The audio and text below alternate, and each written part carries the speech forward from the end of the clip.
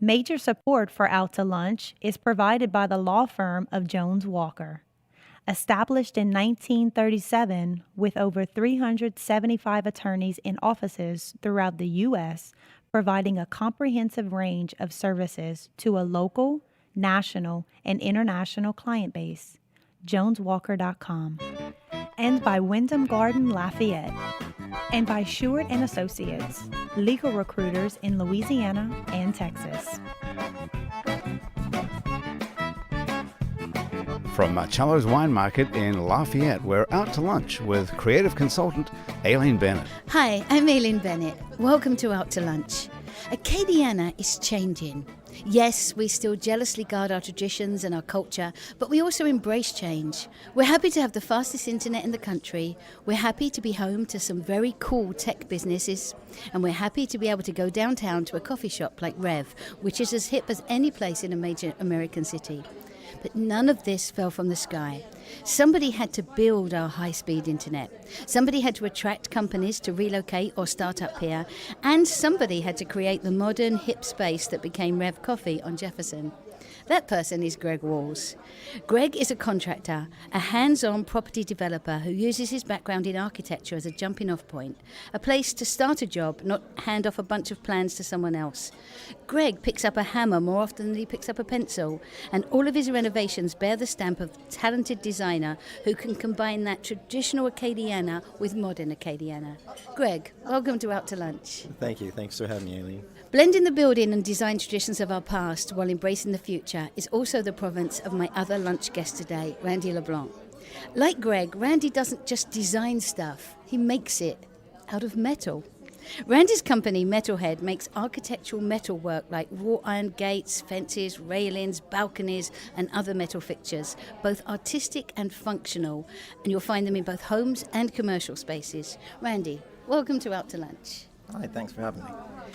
Greg, traditionally property investment is guided by three well-known rules: location, location, and location. Although it's a cliche, that probably only works well if you take a dollars and cents only approach to property investment. In your case, you also have that added dimension of looking at any given property with the design elements in mind. So, let me ask you this. How driven are you by location versus the personality and potential of a building? Would you buy and develop an awesomely beautiful building in a not-so-great location? Well, I think we already did. As you mentioned, as you mentioned, Reve Coffee. I mean, that actually, we bought that building in 2002, which was actually our architectural firm. I worked for David Corbell, so we had a firm there. We really didn't depend on walk-in business, and it was at that time. No one was down that end of Jefferson at all. Nobody. And everybody says, that's crazy. Why are you doing that? The building was beautiful. It had great structure to it. And that light. Yes, and the skylights. And, our dream really was to actually have an architectural firm, and then to actually have, on the other side, a place where we actually built cabinetry and architectural millwork and sold it. But then we got so busy on the architectural side, we created the art gallery. So art and architecture just really fit well, and the art walk actually brought a lot of people to that side of town. And then once our firm moved, we were luckily had the opportunity to design a space for Reve Coffee, and the building actually was able to breathe new life. So these buildings, these old buildings, it seems like no matter what you put in it, that you always have the capability for them to have a great life of their own. So that was And what the do you intent. have to take into consideration? Obviously, a coffee shop is different from an architectural firm.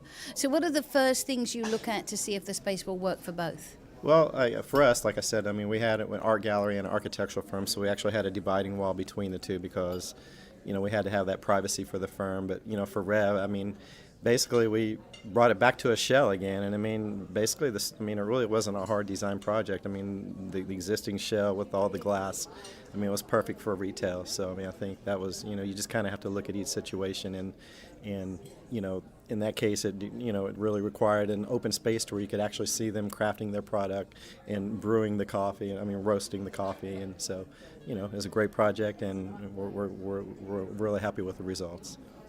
Randy, working in iron is almost as old-fashioned as you can get. The Iron Age, after all, began in Europe in 400 BC and in the Near East some 1,000 years before that. Although it probably owes its popularity more to traditional European cultures than Cajun, ironwork has remained one of the staples of traditional architecture in Acadiana. Like Greg, you begin with the art and design of a piece, and then you go away and make it out of one of the strongest substances on earth. It's tough work, it's hot work, it's extremely physical. You're often making pieces that have to be perfect, look beautiful, and stand the test of time. And on top of that, you're running a business. What is the least stressful part of all that? I think by the time I actually get to put my hands on the material is probably when I'm at most peace.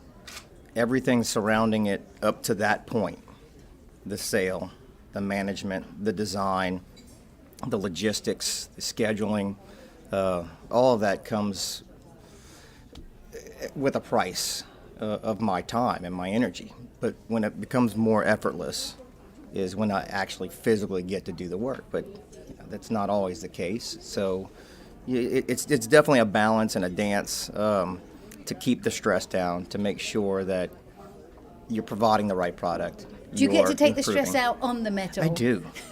I certainly do. This is not a bad combination, is it? I like toys. I feel empowered whenever you, like you said, they're one of the strongest materials in building. And you can beat it. And I can beat it, or I Literally. can impose my will on it and make it do what I want. It yields to me.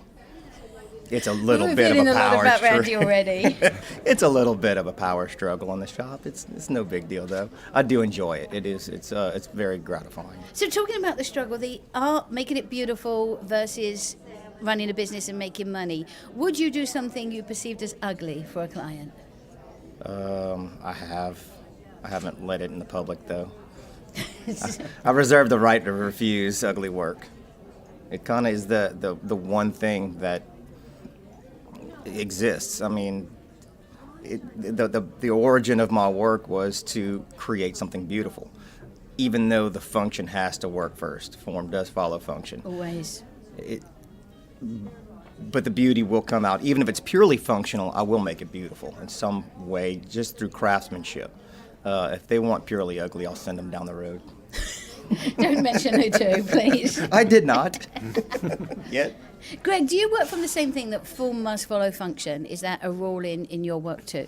Oh, for sure. I mean, in architecture school, I mean, ever since we started in architecture school, it was about, when each site is individual, and that's, I guess that's why it's so hard to, I built spec houses for many years, and I mean, and you have these rules and regulations and restrictions, so I mean, you have to follow them. I mean, but you have your own quirky style, don't you? I mean, I was able to get away with it in some aspects because on the interiors, we're able to do kind of what we wanted to, even though we had all these regulations on the outside. But then, as my career evolved and, I got to the point where I really wanted to focus on, creating good architecture, creating good design, then you have to kind of start going elsewhere and really, the downtown core of Lafayette and focusing on urban, infill and urban design is really what I've wanted to do for years. And you live in a house you designed yourself. How is it having yourself as a client? Well, I liked it. My wife would say that I was probably the most difficult client of all of the clients that I've had, because I would always complain about building custom houses and how difficult they were. And she said, if any of your clients were half as difficult as you, you would have. But I know it's difficult when I design for myself. And Randy, you must have the same thing. It's like there's a million possibilities, and not having that design brief put on you from someone else is really hard. And I don't know about you, Randy, but I mean, I guess like the way that I design, especially with our house, I mean, I kind of get the basic design, but I leave some of that creative process for when it's being built. And I mean, unfortunately, one of the drawbacks is it costs money to move walls, but I mean, if it makes it a better product, then it's do you work the same, Randy? Do you let the metal dictate some of the... Oh, I certainly reserve the right to make changes within the process. As a strictly business point of view, if you can stick to the plan and solve all that in a two-dimensional format, great. But there's a lot of honesty behind what he just said. Is sometimes you really, in order to fully get the most out of your project, you need to reserve a little bit of that ability to change something and not be scared to change, because what you put down is not always perfect. Rarely will it be perfect. And when you get there and immerse yourself into the piece and you start seeing it, whether it's a space or a two-dimensional gate or a railing, to make that decision and have the courage to do it. He knows it's going to cost money, it's going to cost something. But I usually reserve a little bit of time there to do that in order to make the better product, to make the end result good. So both of you have chosen to run your own businesses rather than just be a craftsperson, an artist working for someone else. Did you already have a business background? How did you make that decision, and how difficult is it to run the business versus just do what you do? I think I've always known that I would do something on my own, and maybe a little regret not having worked in another professional fabrication shop or a studio. Just to see how they did it. You know, that probably was my only regret, is not committing to that and just hitting the ground running. I guess I hadn't spent so much time in school enjoying those fruits. I could have done that, but I jumped right into it and learned, on the fly. And that's what it's been. I don't think I've been employed since I finished school. Yeah, I guess for me, I really didn't. I guess it's not the best way to approach opening up your business, but I never really thought about it. I believed in what I did, and I believe it would take me to where it needed to take me. And so far we've been very fortunate. So if you could both go back to the day you opened your own businesses, what advice would you give yourself now? And there's obviously successes, and there's wins and loses, and you just kind of have to trudge on through the losses and learn from from your mistakes, and just if you believe in something, just stick to it. Just stay true to your beliefs, and if you succeed, great. If you don't, then try something else. So. Randy, what would you tell yourself if you could speak to yourself on that first day of work? Go for it. Success and failure comes down to me, and I think I've taken that responsibility on, but I've taken it so conservatively earlier on. I wish I'd have hit the ground running and been a little more aggressive. And the path is what it is. It took that long to learn what I do, and I still have miles ahead of me. I don't think there's any actual destination. I don't think you'll ever get there. But to push through and maybe grab a gear a little earlier in business and taking a little more risk. Greg, do you only do your own projects now, or do you work for clients as well? I do work for some clients. I'm working on a custom house right now for a client, and as long as it's a good project and a project that I believe in, then I'll definitely take it on. You're listening to Out to Lunch. I'm Aileen Bennett. My guests today are building designer and contractor Greg Walls and metal designer and fabricator Randy LeBlanc. We'll be back after this very brief break. You're listening to Out to Lunch. I'm Aileen Bennett. My guests today are building designer and contractor Greg Walls and metal designer and fabricator Randy LeBlanc. How aware are both of you that what you're doing is part of, it will form the future of our community? You on the outside and Randy on the inside of houses, that they'll be there for generations. Does that ever enter your head when you're working? Oh, me, it's literally as my product or my design. I absolutely believe it. And ironically, I've switched to a material that is the newer cousin of iron and have done probably 80% aluminum in the past 2 years, which to the untrained eye is virtually I'm just identical. practicing aluminum in my head. Aluminium. I say aluminium. I'm sorry, it's but it's aluminium. I can say both. It's the same animal. But it is literally forever if cared for, whereas modern iron people do not take care of things as well. So, you start seeing these challenges, these struggles, where people don't want their iron to have. So is aluminum easy to work with? It's different.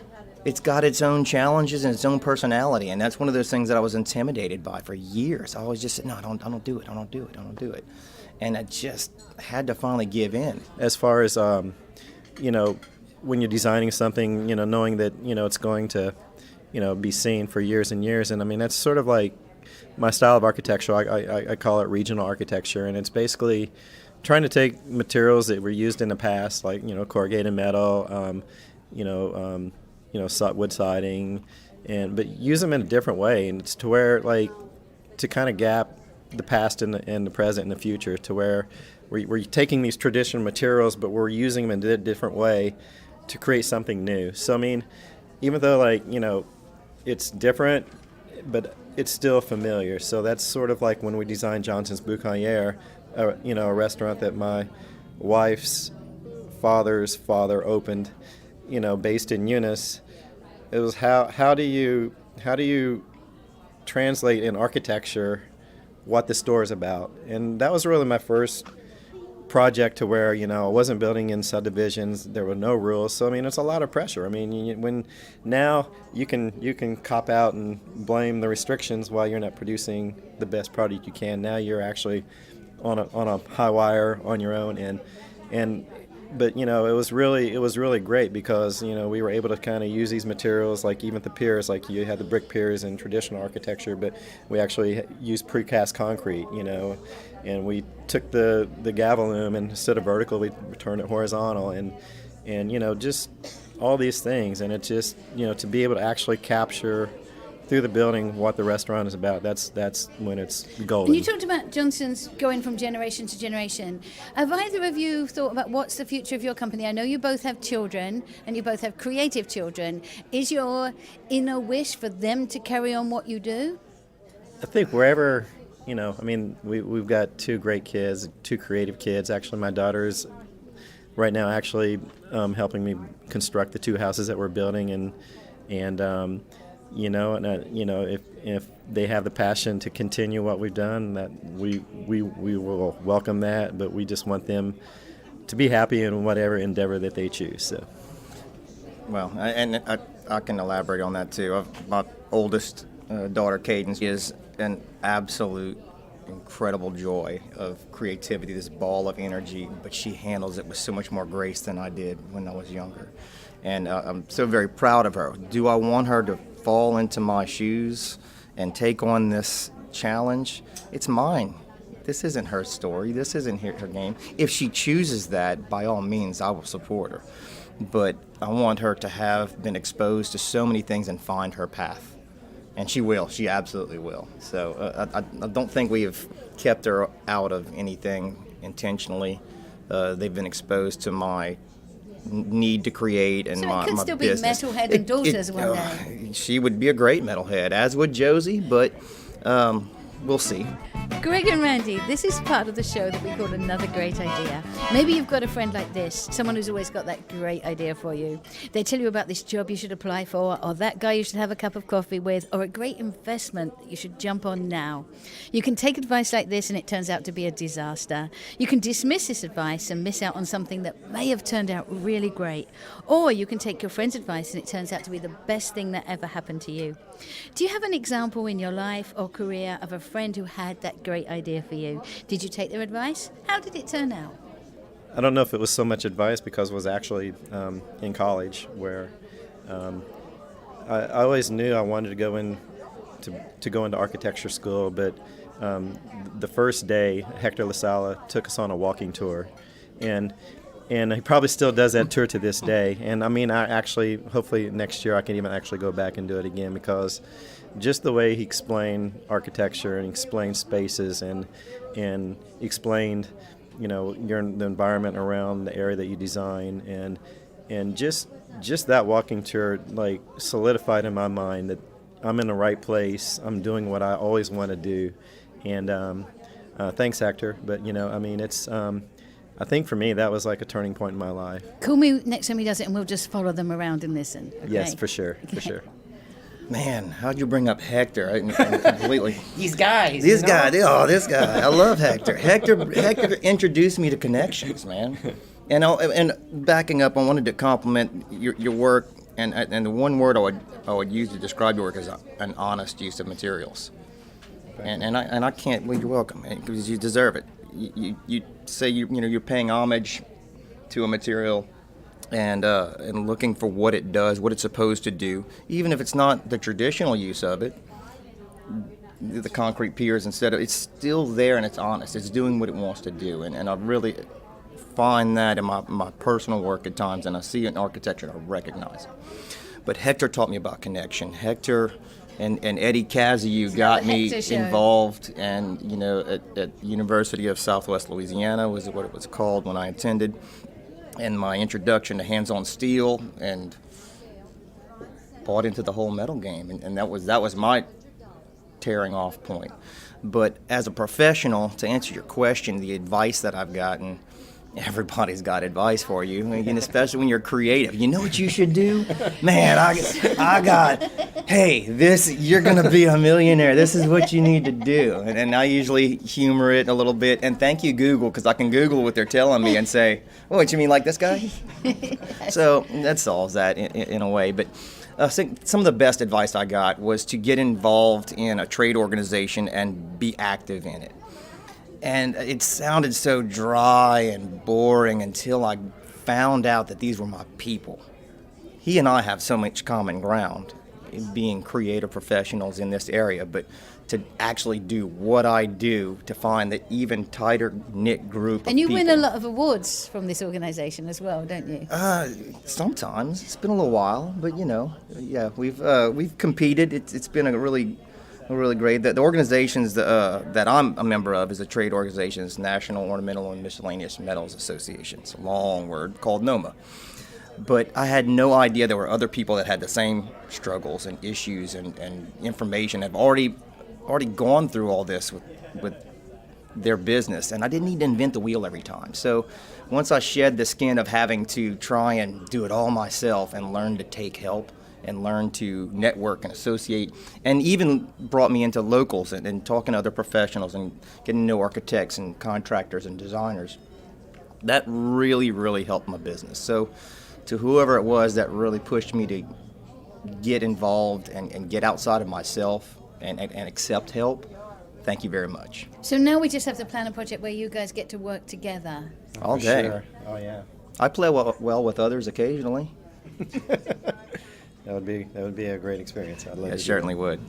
So both of you love what you do, and there's this whole personal development movement that just says, find what you love and the money will follow. Is that true? To me, being rich is being happy in your environment that you live in, that you work at, that you play at, and then like living downtown, even though it's not a large city, it still has a great urban vibe.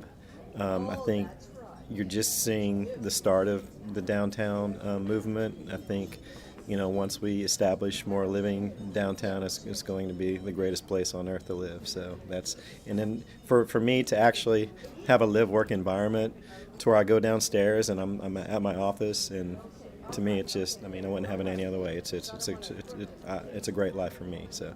Do you agree with follow your passion and the money will follow? Depends on how you define money.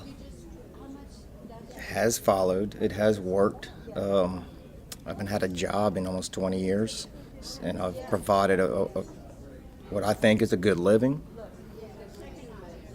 Again, what is your definition of wealth or rich? I do what I love. I might question that in August when it's hot. If I were a bachelor, I would live in my shop, probably, and just work on it. I know people turn up. I am not a bachelor. And drawing on a Yes. computer. And I do not plan to be. It's like, And I know- Dad, stop it. I've seen lots of people turn up at Randy's and say, oh, I'd love to do this. When I retire, this is what I want to do. If you ever need any help. And people just think it's just fun that they get to bash metal all afternoon, and it's a little bit more than that. Well, it's a lot, and there's some glamorous aspects to it, but everything's got its dirty back secrets of work that has to be done that's not as fun and enjoyable. We glam it up a little bit, but when it's all said and done, it's a labor of love and a focus and a direction, and it's cool. You have something, like you said, forever that's sustainable, something that it will endure far past when my lifespan is gone. My work will be here. It will be, and hopefully someone, when I get to restore a piece, like somebody put a lot of work into this, and it might have been 100, 200 years ago that was built. I want my work to be existing, and good architecture is the same way. It can be done. It's always interesting when we stop and look around to think about all those things that we take for granted. Most of us don't typically dwell for too long on the design of a wrought iron fence or the finer architectural points of a renovated building. After this conversation with you, Greg and Randy, now that we know a little bit more about what goes into creating these pieces and spaces, and maybe we'll pay a little bit more attention to what's around us. Thank you both for taking the time to join me today on Out to Lunch. Well, thanks for having me. Appreciate Thank you. it. My guests on Out to Lunch today have been Greg Walls, owner of Greg Walls Building and Design, and Randy LeBlanc, owner of Metalhead Inc.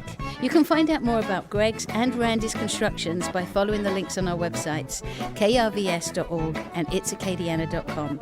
The producer of our show is Grant Morris. Our technical producer is Eric Morell. Our researchers are Anne Christian and Ali Coates. If you want to know what we all look like, you can find photos from this show on our website, itsacadiana.com, and on our It's Acadiana Facebook page. These photos were taken by Gwen Aucoin. You can find out more about Gwen at gwenaucoin.com. You can get this show and past shows as a podcast wherever you get your podcasts and at itsacadiana.com. You can keep up with us on all kinds of social media by going to our websites, itsacadiana.com and krvs.org. Out to Lunch is recorded live over lunch at Marcello's Wine Market Cafe on Kelly's Saloon in Lafayette. Marcello's is open for lunch Monday through Friday and dinner Monday through Saturday, serving fine Italian cuisine with a full range of fine wines. Out to Lunch is a production of INO Broadcasting for itsacadiana.com and KRVS 88.7 FM.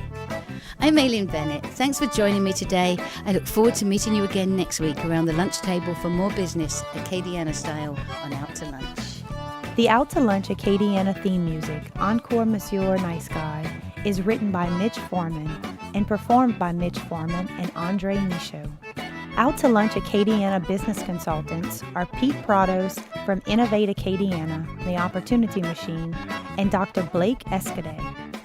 Out to Lunch is a production of INO Broadcasting for itsacadiana.com and KRVS 88.7 FM. Major support for Out to Lunch is provided by the law firm of Jones Walker. Established in 1937 with over 375 attorneys in offices throughout the U.S., providing a comprehensive range of services to a local, national, and international client base. JonesWalker.com. And by Sheward & Associates, legal recruiters in Louisiana and Texas. Support for Out to Lunch Acadiana comes from Wyndham Garden Lafayette, located off Pinhook near Colley Saloon. Wyndham Garden Lafayette is a pet and family-friendly hotel with reception space for large and intimate events, free parking, free Wi-Fi, and a free shuttle within 3 miles that includes the airport and downtown restaurants.